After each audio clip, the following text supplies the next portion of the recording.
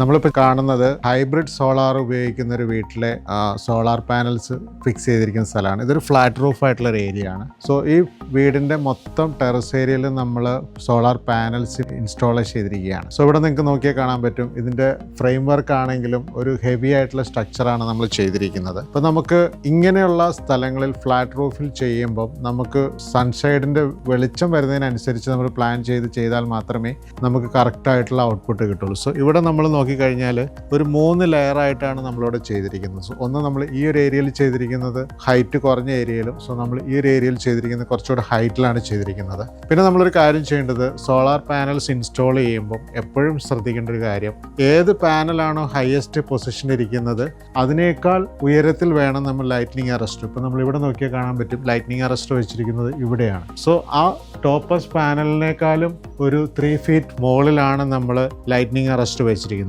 പലരും ചെയ്യുന്നൊരു വലിയൊരു മിസ്റ്റേക്കാണ്, ലൈറ്റ്നിങ് അറസ്റ്റർ കൊണ്ടുപോയിട്ട് ലോവസ് ഏരിയയിൽ അല്ലെങ്കിൽ ഏറ്റവും താഴ്ന്ന സ്ഥലത്തൊക്കെ വെക്കാറുണ്ട്. അതുകൊണ്ട് നമ്മൾ ഈ പാനലിൽ ലൈറ്റ്നിങ് അറസ്റ്റർ വെക്കുന്നതുകൊണ്ടുള്ള ശരിയായിട്ടുള്ള ഔട്ട്പുട്ട് നമുക്ക് കിട്ടിയില്ല.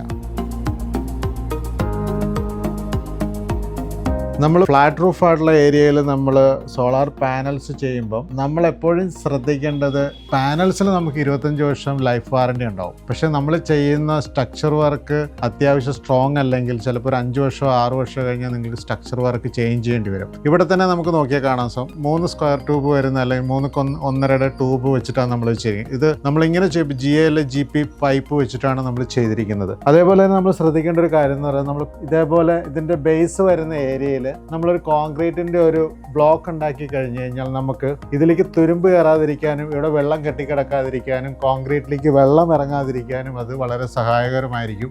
എന്ത് വന്നാലും നമ്മുടെയൊക്കെ വീടുകളിൽ സോളാർ പാനൽസ് ചെയ്യുമ്പോൾ നമ്മൾ പാനൽസ് മാത്രം ശ്രദ്ധിച്ചാൽ പോരാ, പാനൽസിന്റെ ഫ്രെയിം വർക്കിനെ പറ്റിയും കൂടി നമ്മൾ ചിന്തിക്കുകയും വേണം. അതിനെപ്പറ്റി നമ്മൾ വളരെയധികം അവയർനെസ്സോട് കൂടി തന്നെ നമ്മൾ ചെയ്യണം.